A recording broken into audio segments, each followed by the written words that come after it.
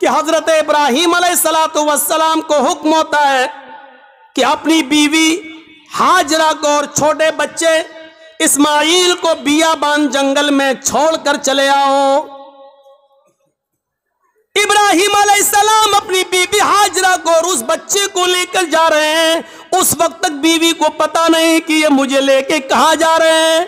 मेरा शौहर है, जहां जा रहा है मैं भी जाऊंगी। मेरा शौहर है, मुझे उनके साथ चलना है। मेरे पति है, मुझे उनके साथ जाना है। चंद दिनों के सफर के बाद एक बियाबान जंगल आ जाता है। उस बियाबान जंगल के अंदर अपनी बीवी को छोड़ देते हैं, अपने बच्चे को छोड़ देते हैं। हाजरा को उसी जंगल में छोड़ दिया। इस्माइल जो अभी अपनी मां का दूध पीते हैं उसी जंगल के अंदर छोड़ दिया।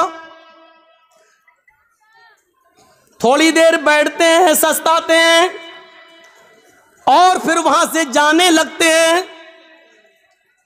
इस मंजर पर जरा गौर कीजिए मेरे साथियों, यह मंजर हमें कुछ और बताता है। उस बियाबान जंगल में छोड़ दिया। आज जिस जंगल को हम मीना के नाम से जानते हैं, मीना की वादी के नाम से जानते हैं, उस जंगल में छोड़ दिया है। आपको पहले उसकी एक कंडीशन बता दें, आप यहां से कलियाचक तक जाएंगे, जगह जगह पर आपको बिजली के पोल मिलेंगे, जगह जगह पर आपको बिजली के खंबे मिलेंगे, आप रोशनी पाएंगे और सीधे कलियाचक पहुंच जाएंगे। लेकिन उस जमाने में बिजली के खंबे नहीं लगे हैं। दिन में भी साएं साएं बीत रही है। इब्राहीम अलैहिस्सलाम ने, हाजरा ने उस जंगल में दाएं बाएं देखा, बड़े बड़े दरख्त तो लगे हैं लेकिन दरख्तों पर एक चिड़िया भी नजर नहीं आ रही है। चिड़िया कैसे नजर आएगी? क्योंकि दूर दूर तक पानी का पता नहीं है, पानी का नामो निशान नहीं है। चिड़िया भी ऐसे दरख्तों पर अपने नेस्ट, अपने घोंसले बनाती हैं जहां आसपास पानी हो, वो पानी पी सके और अपने बच्चों के लिए अपनी चोंच में पानी खींच कर लाकर अपने बच्चों को पिला सके। जब जंगल में दूर दूर तक पानी नहीं तो जंगल में एक भी चिड़िया, एक भी परिंदा भी नहीं दिखाई दे रहा है। सोचो, ऐसे बियाबान जंगल में हुक्म होता है कि यहीं अपनी बीवी को छोड़ दो। हजरत इब्राहीम थोड़ी देर बैठते हैं, फिर वहां से चलने लगते हैं। हाजरा ने देखा कि इब्राहीम जा रहे हैं। यहां तो कोई दुकान भी नहीं कि कोई सौदा लेने जा रहे हो। यहां तो दूर तक कोई सब्जी फरोश भी नहीं दिख रहा है कि जिससे सब्जी खरीदने जा रहे हो। जब उनको जाते हुए देखती हैं, अपने बच्चे को जमीन पर लिटाती हैं, जमीन पर, और पीछे पीछे चल के कहती हैं, कहां जा रहे हो? इब्राहीम अलैहिस्सलाम ने इस जुमले का जवाब नहीं दिया। कहां जा रहे हो कुछ नहीं बोला, सीधे और आगे बढ़ते हैं। बीवी ने कहा, अरे मैं पूछ रही हूं कहां जा रहे हो? इब्राहीम अलैहिस्सलाम ने अभी भी जवाब नहीं दिया। इब्राहीम अलैहिस्सलाम सीधे चले चले जा रहे हैं, पीछे मुड़कर देखने का नाम नहीं लेते। न बीवी को देख रहे हैं, न बच्चे को देख रहे हैं, चले चले जा रहे हैं। हाजरा ने अब पीछे से उनका दामन थामा, पीछे से उनका कुर्ता पकड़ा, पीछे से उनका दामन पकड़कर खींचा और खींच कर कहा, मैं कुछ पूछ रही हूं कि कहां जा रहे हो? हजरत इब्राहीम अलैहिस्सलाम ने ऐसे अपनी बीवी का हाथ पकड़ा और उसको यूं पकड़ के झटक दिया और आगे बढ़ने लगे। तब बीवी चीख कर कहती है, आए इब्राहीम, कुछ तो बोलो, क्या मैंने आपकी बीवी होकर आपकी कोई नाफरमानी की है? हक के रिफाकत को अदा करने में मुझसे कोई गुस्ताखी हुई है? मियां बीवी के जो हुकूक होते हैं उसमें कोई हमसे कमी हुई है? खिदमत में कोई कमी हुई है? आपकी सेवा में कुछ कमी हुई है? मुझसे कोई लग़्ज़िश हुई है जो इस बियाबान जंगल में मुझे और इस बच्चे को अकेले छोड़ के जा रहे हो? इब्राहिम अलैहिस्सलाम की आंखों में आंसू आ गए, लेकिन आंसुओं को जमीन पर नहीं गिरने दिया। आंखें चढ़ा ली, नजरें आसमान पे डाली और आंखों से गिरने वाले आंसुओं को आंखों ही में पी गए। उसका एक कतरा भी जमीन पर नहीं गिरने दिया। फिर इसका भी जवाब नहीं दिया, आगे बढ़ते गए। जब इसका भी जवाब नहीं मिला तो हाजरा एक जुमला कहती हैं, अरे इब्राहिम जा रहे हो तो जाओ, लेकिन ये बताओ कि कब आओगे। इब्राहिम अलैहिस्सलाम के पास इस बात का भी जवाब नहीं, कुछ नहीं बोल रहे हैं। आगे बढ़ते चले जा रहे हैं, खुशी खुशी लाए, अच्छी बातें करते हुए लाए, बीवी से प्यार भरी बातें करते हुए लाए, लेकिन जब जंगल में छोड़ा तो ऐसे पीठ फेर ली जैसे ये मेरी बीवी ही ना हो। जो पूछ रही है उसका भी जवाब नहीं, बीवी के सवाल भी गलत नहीं है, सही कह रही है कि मुझे अकेले इस बच्चे को अकेले छोड़ के जा रहे हो, और वो भी इस बियाबान जंगल में, लेकिन जवाब नहीं है। आगे और बढ़ते तो लास्ट में बीवी कहती है, हाजरा इब्राहिम जब तुम जवाब ही नहीं दे रहे हो, ये भी नहीं मालूम कि कब आओगे, शाम तक आओगे, कल आओगे, 2 दिन बाद आओगे, 1 हफ्ते के बाद आओगे, 1 महीने के बाद आओगे, 1 साल के बाद आओगे, या आओगे ही नहीं। किसी भी सवाल का जवाब जब तुम्हारे पास नहीं है तो मैं इसको क्या समझूं। इसका भी जवाब नहीं। कहती हैं, इब्राहिम मैं आपकी बीवी हूं, मैं आपकी अमानत हूं, पता नहीं आप कब आए, अपनी इस अमानत को किसके हवाले करके जा रहे हैं, ये तो बता दो। आप 10 साल के बाद आए, 20 साल के बाद आए, 1 साल के बाद आए, 2 साल के बाद आए, और अगर मैं जिंदा रहूं और मेरी इज्जत व आबरू न बच सके, जैसे एक बादशाह ने मेरी इज्जत व आबरू से खिलवाड़ करना चाहा, लेकिन अल्लाह की मदद की वजह से वो नहीं कर सका। वो अगरचे सारा थी, दूसरी बीवी थी, और उसके बदले में फिर उसने हमें भी दे दिया एक लौंडी की शक्ल में, जिसको आपने अपनी बीवी बना लिया। इब्राहिम मुझे ये बताओ कि अपनी जमानत को किसके सुपुर्द करके जा रहे हो। अगर मेरी इज्जत व आबरू महफूज न रही, मुझे किसके सुपुर्द करके जा रहे हो। बीवी जवाब कहती है, इला मन ततरुकुना, इब्राहिम आपने मुझे किसके हवाले किया है, हमें किसके जिम्मे सौंप के जा रहे हो, इस अमानत का जिम्मेदार कौन है। जब हाजरा ने यह कहा, कुरान के अल्फाज, इला मन ततरुकुना, आपने मुझे किसके सुपुर्द किया है, आपने मुझे किसके हवाले किया है, तब इब्राहिम अलैहिस्सलाम अब इसका जवाब देते हैं, लेकिन हाजरा की तरफ देख कर नहीं, बच्चे की तरफ देख कर नहीं। अगर पीछे घूमूंगा बीवी की शक्ल दिखेगी, मासूम बच्चे को देख लूंगा तो कहीं बीवी की और बच्चे की मोहब्बत मेरे दिल में ना आ जाए, और फिर मैं जिस काम के लिए अल्लाह के हुक्म से जा रहा हूं उस काम से कहीं मैं रुक न जाऊं।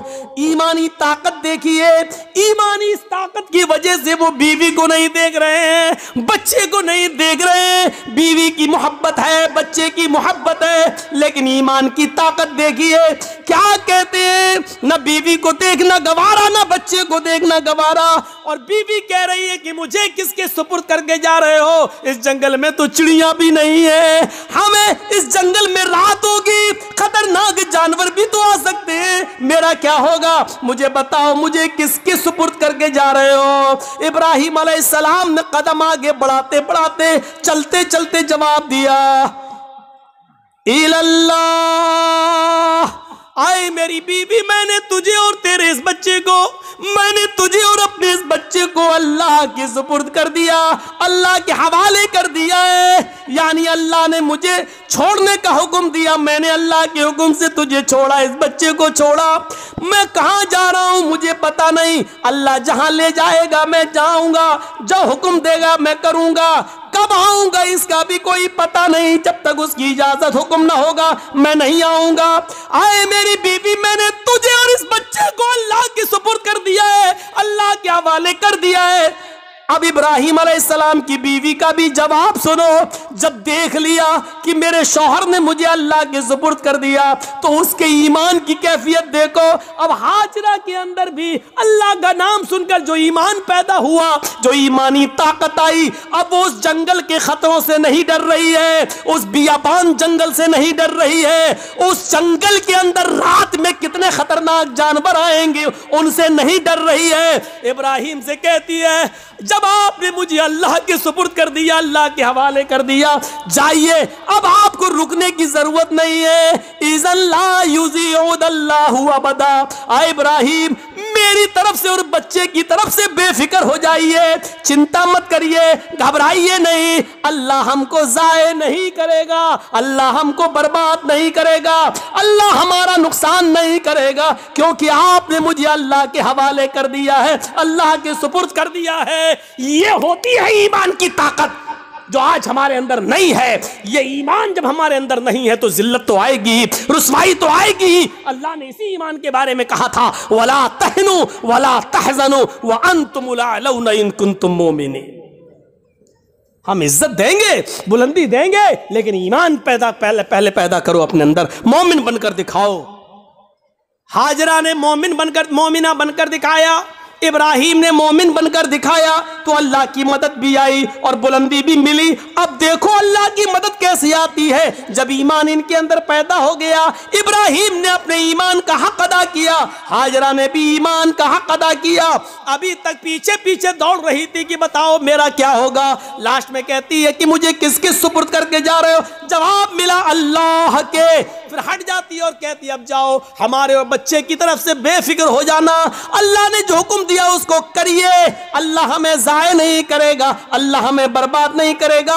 वो उस बियाबान जंगल में रुक जाती है, उसी जंगल में रहने लगती है। गौर करो कि उस जंगल में 2 या 3 दिन के लिए ही पानी था, 2 या 3 दिन के लिए सत्तू था, इसके अलावा हाजरा के पास कुछ नहीं था।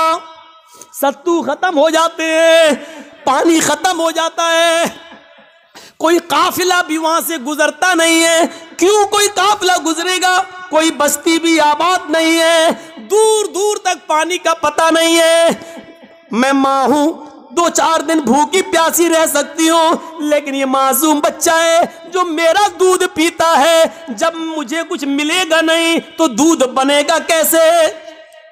मैं खाऊंगी तो दूध बनेगा, जब दूध बनेगा तो बच्चा पिएगा। मैं प्यासी हूं, 2-4 दिन रह सकती हूं, लेकिन बच्चे को प्यासा कैसे रखा जा सके? गौर करो, तमाम शक्को शुबहात उस औरत के दिल में है, लेकिन अल्लाह पर भरोसा है, ईमान है अल्लाह की जात पर। अपने बच्चे को लिटाती है, कहती है चलो कोशिश करके देखती हूं पानी मिल जाए। दाएं देखा, बाएं देखा, उसको कुछ नजर नहीं आ रहा था। सामने एक पहाड़ी नजर आई, उस पहाड़ी के ऊपर चढ़ जाती है, अपने बच्चे को जमीन पर छोड़ती है, उस पहाड़ी के करीब जाती है। उस पहाड़ी का नाम है सफा। उस पहाड़ी पे चढ़कर, ऊंचाई पे चढ़कर नीचे की तरफ देखती है। हम तो मस्जिद की छतों पे चढ़ के चांद को ऊपर की तरफ देखते हैं, ईद का, बकरीद का चांद। वो ऊंचाई पर चढ़कर नीचे की तरफ देखती है, शायद इस पहाड़ी के नीचे कोई बस्ती रहती हो, कोई गांव हो, कोई अल्लाह के बंदे रहते हो, और मैं उनसे थोड़ा सा पानी मांग लूं बच्चे को पिलाने के लिए। वो जिस उम्मीद के साथ गई, उसकी उम्मीद पूरी नहीं हुई। पहाड़ी पे चढ़ के नीचे देखती है, लेकिन वहां कोई बस्ती नहीं है, कोई आबादी नहीं है, कोई गांव नहीं है। उसने उस बस्ती, उस पहाड़ी पे चढ़ के फिर घूम कर दूसरी तरफ देखती है कि उधर भी एक पहाड़ी नजर आ रही है। चले उस पहाड़ी के ऊपर चढ़ के देखे, शायद उधर पानी मिलता हो। या उस बस्ती के, उस पहाड़ी के नीचे कोई बस्ती आबाद हो। वो वहां से चलती है, कुछ देर रुक के चलती है, स्लो चलती है, और बच्चे की प्यास जब उसके दिमाग में आती है तो थोड़ा सा तेज दौड़ती है, तेज दौड़ती है, फिर थोड़ा सा स्लो होती है। वो 2-3 बार तेज दौड़ती है, 2-3 बार स्लो दौड़ती है। सफा से मरवा जाती है, लेकिन मरवा जाने के बाद भी उसको कोई बस्ती नजर नहीं आती। अब उसको मालूम है न सफा के नीचे कोई बस्ती है, न मरवा पहाड़ी के नीचे कोई बस्ती है। लेकिन बच्चे की प्यास जब देखती है तो बार बार जाती है, शायद कोई आने वाला आदमी मिल जाए, कोई काफिला मिल जाए, मैं किसी से पानी की चंद घूंट मांग कर बच्चे को पिला दूं। बच्चा अंगूठा अपने मुंह में रख के चूस रहा है। हदीस की किताबें कहती हैं सफा और मरवा के दौड़ दौड़ कर हाजरा ने 7 चक्कर लगा लिए। सफा से मरवा 1, मरवा से सफा 2, सफा से मरवा 3, मरवा से सफा 4, सफा से मरवा 5, मरवा से सफा 6, और फिर सफा से मरवा 7। फिर मरवा से सफा पर नहीं आई, 7 चक्कर लगाकर ना उम्मीद हो गई कि अब पानी नहीं मिलेगा, तो अपने बच्चे के पास आकर बैठ गई, नजरें आसमान पे डाली। इलाहुल आलमीन, तुझे मालूम है, तू सब कुछ जानता है, तेरी जात से कोई चीज छिपी हुई नहीं है। 3 दिन पहले जब मेरा हस्बैंड, मेरा शौहर जा रहा था, मैंने उससे पूछा मुझे और इस बच्चे को किसके हवाले करके जा रहे हो? उसने कहा इल्लल्लाह, अल्लाह के हवाले। इलाहुल आलमीन, मेरा पति मुझे तेरे सुपुर्द करके गया है, इस बच्चे को तेरे सुपुर्द करके गया है। मैंने भी यकीन दिलाया अल्लाह मुझे जाए नहीं होने देगा। इलाहुल आलमीन, मैंने आज तक अपने पति की अमानत में खयानत नहीं की है। मेरे पति का ये बेटा, मेरा ये बच्चा आगे चलकर दीन की खिदमत करेगा, मैंने दीन के लिए वक्फ कर दिया है। आय अल्लाह, मेरे इस बच्चे के लिए गिज़ा का इंतजाम फरमा दे, पानी का इंतजाम फरमा दे। दिल से जो आह निकलती है वो असर रखती है, पर नहीं ताकत परवाज मगर रखती है। ऊपर से अल्लाह रब्बुल आलमीन ने जिब्रील को हुक्म दिया, आए जिब्रील क्या देख रहे हो? मेरी बंदी मुझे पुकार रही है और मेरा बंदा इब्राहिम इन दोनों को, इस्माइल और हाजरा को मेरे सुपुर्द करके गया है। अगर मेरे सुपुर्द करने के बाद भी ये दोनों भूखे और प्यासे मर गए तो फिर दुनिया से विश्वास उठ जाएगा, फिर ईमान किसके अंदर पैदा होगा? आए जिब्रील, जाओ, जिस जगह इस्माइल एड़ियां रगड़ रहे हैं उसी जगह पर तुम अपना पर मारो और फिर मेरी कुदरत का करिश्मा देखो। जिब्राइल आए और उसी जगह पर मारा और पानी का चश्मा उसी जगह फूट गया। इब्राहिम, इस हाजरा ने देखा कि पानी का चश्मा निकल गया तो वो रोकने लगी। पानी है, वो बह रहा है, वो रोक रही हैं, इधर ना चला जाए, उधर ना चला जाए। वो समझ रही थी शायद अभी ये थोड़ी देर के लिए बंद हो जाएगा, तो समेट रही हैं और जज्बात में कह रही, पानी तो बहता जा रहा है। वो ऐसे लेती चुल्लू, ऐसे रोक रही हैं और कहती जम जम, अबरानी जबान का लफ्ज जम जम। अरे कहां जा रहा? रुक रुक रुक। जम जम, जम जम का मतलब रुक रुक, ठहर जा।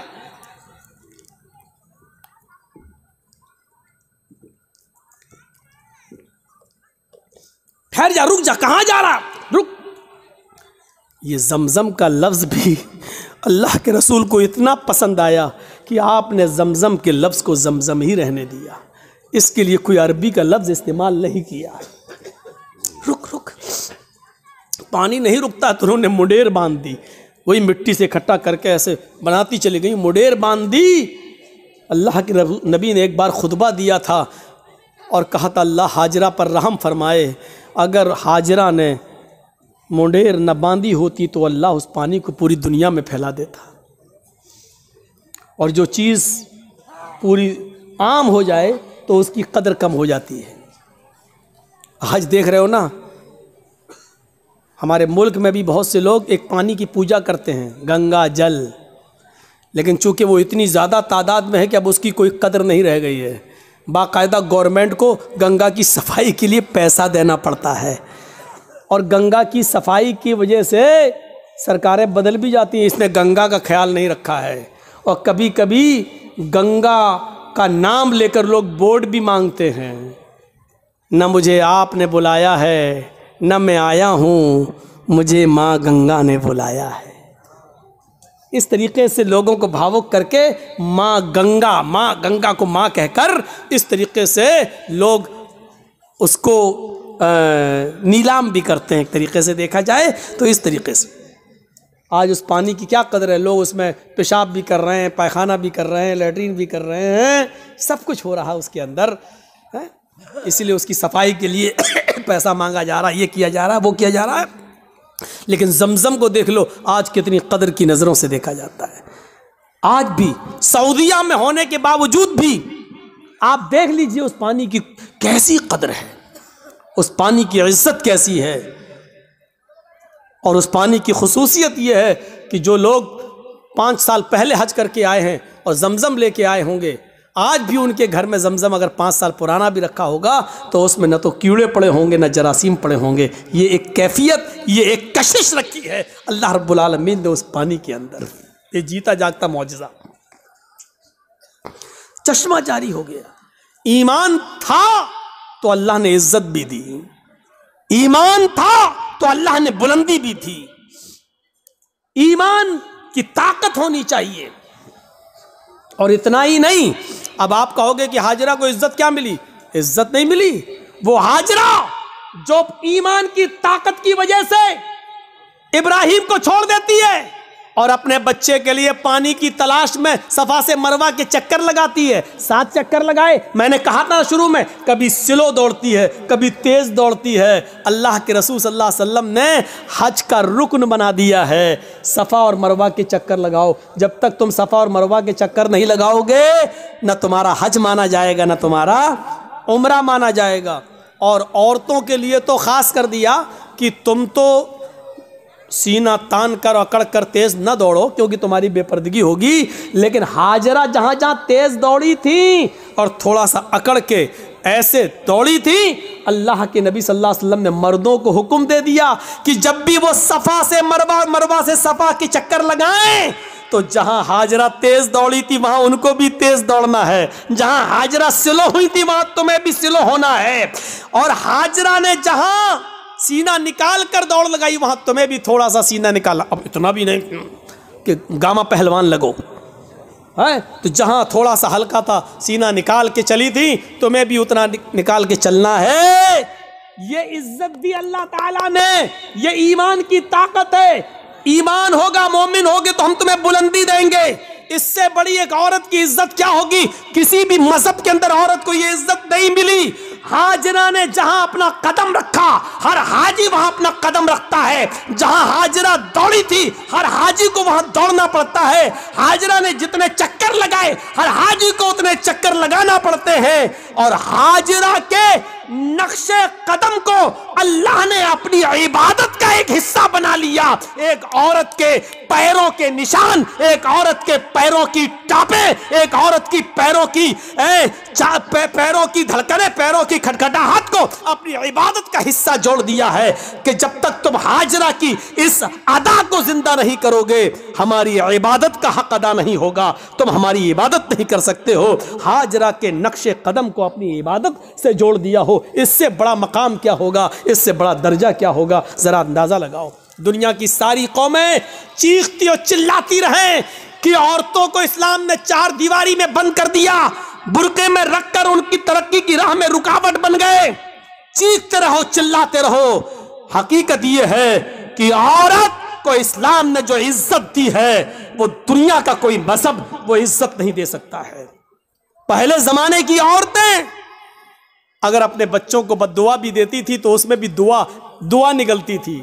बच्चा शरारत कर रहा है, कभी ये कभी वो उठाया फेंक दिया, कभी माँ परेशान, हाय हाय हाय, माँ परेशान, और माँ ने गुस्से में अपने अंदाज में बद्दुआ दी। लेकिन आप इसको बद्दुआ नहीं कह सकते हो। जब देखा कि बच्चा बहुत शरारत कर रहा है तो बद्दुआ देते हुए कहा, अल्लाह तुझे काबे का इमाम बना दे, गुस्से में बद्दुआ भी दी तो उसमें भी दुआ छलक रही थी। यानी उस जमाने की औरतों को गुस्से में भी ऐसी बद्दुआएं नहीं मालूम थी कि जो बच्चों की जिंदगी तबाह कर दे। हमारी माओ की जबान से क्या निकलता? कुत्ते मर जाओ। परेशान करके रख दिया। अब कुत्ता कहती जा रही है, अब ये नहीं सोच रही कि कुत्ते की अम्मा कौन हुई, लेकिन कह रही कुत्ते मर जाओ। और पता नहीं क्या क्या वो कह देती है।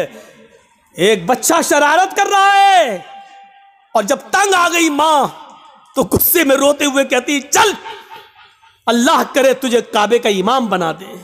और पता नहीं कौन सी घड़ी में ये दुआ निकली और अर्श वाले ने इसको कबूल फरमाई और वो बच्चा फिर काबे का इमाम बनकर निकला।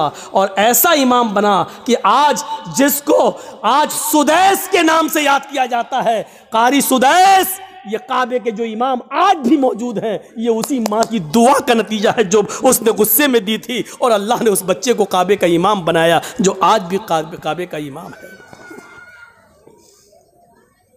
जरूर उस माँ ने अपनी हलक के नीचे कभी हराम लुकमा नहीं उतारा होगा। अगर हराम लुकमा खाया होता तो ये दुआ कबूल ना होती। जरूर उस माँ की रगों में हलाल खून दौड़ रहा था और हलाल खून दौड़ने की दुआ का नतीजा था कि वो बच्चा काबे का इमाम बना। अगर आप चाहती हो कि हमारे बच्चे इब्न तैमिया बने, हमारे बच्चे सनाउल्लाह हमरसरी बने, हमारे बच्चे इब्न क़य्यिम बने, इब्नुल जौज़ी बने, हमारे बच्चे अहमद इब्न हंबल बने, हमारे बच्चे इमाम मालिक की तरह बने, तो आए मेरी मां बहनों, तुम्हें अपनी रगों में हलाल खून दौड़ाना पड़ेगा, हलाल रोजी खाना पड़ेगी, रिस्क हलाल का एहतिमाम करना होगा। आधी रोटी सही लेकिन हलाल, भूखा सो जाना गवारा है लेकिन हराम लुकमा खाना गवारा ना हो। तब तुम्हारे कोख से पैदा होने वाले बच्चे इब्न तैमिया बनेंगे, इब्न क़य्यिम बनेंगे, सनाउल्लाह बनेंगे, इमाम मालिक बनेंगे, अहमद इब्न हंबल बनेंगे। तब बनेंगे। सब कुछ खाती रहो और कहो कि अल्लाह हमारे बच्चे को काबे का इमाम बना दे, नहीं हो सकता है। ये तल्ख जुमले तुम्हें सुनना पड़ेंगे।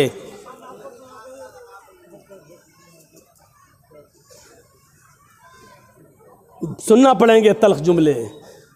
तसव्वुर करो क्या था वो जज्बा। सुमैया शर्मगाह में नेजा दाखिल, हाथ पीछे से बंधे और फिर भी इस हालत में क्या दुआ कर रही है।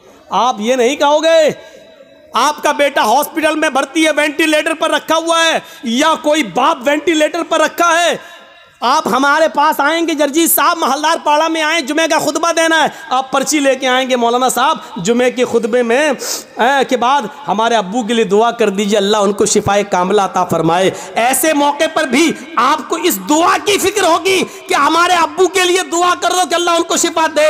लेकिन इस मौके पर दुआ ये नहीं होगी कि अल्लाह रब्बुल आलमीन से ये दुआ कीजिए कि मेरे बाप का खातिमा ईमान पर हो, वो इस दुनिया से जाए तो गुनाहों से पाक व साफ जाए, अल्लाह मेरे बाप को गुनाहों से तौबा करने की तौफीक अता फरमा। ये दुआ आप नहीं करवाएंगे मस्जिद के इमाम से और जर्जी साहब से, आप दुआ ये करवाएंगे कि कहो अल्लाह ताला उनको शिफाए कामिला और आजिला अता फरमाए। मैं ये नहीं कह रहा हूं कि ये दुआ करना गलत है, जायज़ है, लेकिन सुनो हजरत सुमैया ने उस मौके पर यह नहीं कहा अल्लाह मेरी हिफाजत फरमा, अल्लाह इसने नेज़ा मारा है तू मुझे शिफा दे, अल्लाह मेरी शर्मगाह में जो जख्म हो गया है उसको ठीक कर दे। उसने ये दुआ नहीं की, उसने दुआ ये की या रब्बी सब्बित कदमैया अला दीनिक, अल्लाह अपने दीन पर, अल्लाह ईमान पर मेरे कदम को साबित रख दे, अल्लाह ऐसा ना हो कि इसकी तकलीफें मुझसे मेरा ईमान छीन ले।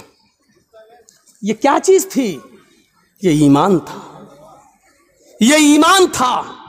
ये कौन सा जज्बा था? आइए जरा मुझे इस जज्बे की तरफ लेकर चलिए और बताइए ये कौन सा जज्बा था।